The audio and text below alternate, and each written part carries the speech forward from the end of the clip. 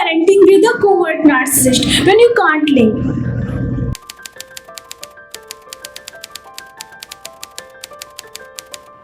अगर आप एक सीवियर कोवर्ट नार्सिसिस्ट के साथ रह रहे हैं और किसी रीजन की वजह से रिलेशनशिप छोड़ना भी पॉसिबल नहीं है, तो सबसे पहले एक बात याद रखिए, आपका गोल उन्हें चेंज करना नहीं है।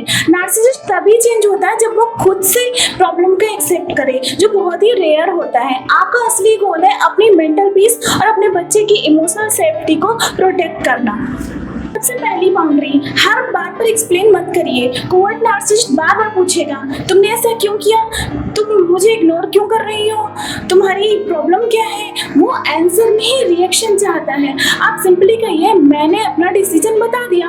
अगर वो फिर पूछे तो रिपीट कीजिए, इस टॉपिक पर मेरी बात खत्म हो चुकी है, बस और कुछ नहीं।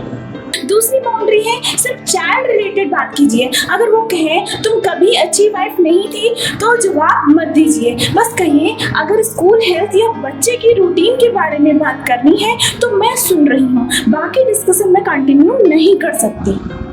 तीसरी बाउंड्री, आर्गुमेंट जीतने की कोशिश मत करो। नार्सिसिस्ट फैक्ट से नहीं, कंट्रोल से लड़ता है। अगर वो कहे सब तुम्हारी गलती थी, आप डिफेंड मत कीजिए, बस कामली बोलिए, हो सकता है आपका ओपिनियन अलग हो, और कन्वर्सेशन वहीं खत्म कर दीजिए। जब आप डिफेंड नहीं करते तो उसके पास फाइट को कंटिन्यू करने के लिए कोई फ्यूल नहीं रह जाता।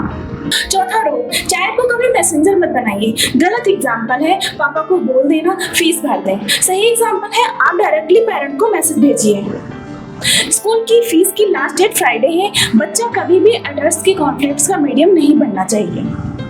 पांचवा रूल, घर में प्रेडिक्टेबल रूटीन बनाइए। हो सकता है दूसरा पेरेंट जो भी ये पार्टनर हो कभी बहुत प्यार दिखाए और कभी इग्नोर करे, लेकिन आप अपने घर का एनवायरनमेंट स्टेबल रखिए। रोज same bed time, same time homework, same time dinner. बच्चे को लगेगा कि कम से कम एक जगह सब प्रेडिक्टेबल है, ये उसकी एंजाइटी को बहुत कम करेगा। छठा रूल है, हर इंपॉर्टेंट बात लिखित में रखिए। अगर वो बाद में कहे मैंने तो ऐसा बोला ही नहीं था, तो आपके पास मैसेज होगा। एग्जाम्पल, फोन पर आर्ग्यू करने की बजाय मैसेज भेजिए, doctor appointment Sunday 11 AM confirm है। शॉर्ट मैसेज, इमोशनल डिस्कशन इसमें बिल्कुल भी नहीं है। सातवां रूल है, इमोशनल रिएक्शन कंट्रोल कीजिए। कोवर्ट नार्सिसिस्ट अक्सर प्रोवोक करेगा, वो कहेगा तुम पागल हो, तुम ओवर रिएक्ट करती हो, सब लोग तुम्हारे अगेंस्ट हैं। अगर आप चिल्लाने लग गए तो वो कहेगा देखो कितनी अनस्टेबल है। इसीलिए डीप ब्रीथ लीजिए और सिर्फ इतना बोलिए, मैं इस टोन में बात नहीं करूंगी, हम बाद में बात करेंगे, फिर वहां से चले जाइए। आठवां रूल, चाइल्ड के सामने दूसरे पेरेंट की बुराई मत कीजिए। अगर बच्चा पूछे पापा ऐसे क्यों हैं, तो ये मत कहिए तुम्हारे पापा नार्सिसिस्ट हैं। इसके बजाय कहिए कभी कभी अडल्ट्स की सोच अलग होती है, तुम्हारी फीलिंग्स इंपॉर्टेंट है। अगर तुम अपसेट हो तो तुम मुझसे बात कर सकते हो, इससे बच्चा सेफ फील करता है।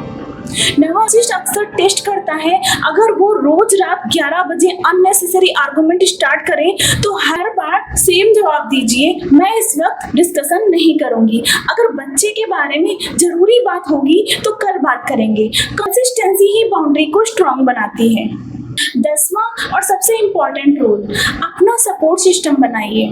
किसी ट्रस्टेड फ्रेंड, थेरेपिस्ट या सपोर्ट ग्रुप से कनेक्टेड रहिए। नार्सिसिस्टिक एनवायरनमेंट में इंसान अपनी रियलिटी पर ही डाउट करने लगता है, इसीलिए ऐसे लोग जरूर हो जो आपको रियलिटी चेक दे सके और इमोशनली सपोर्ट कर सके।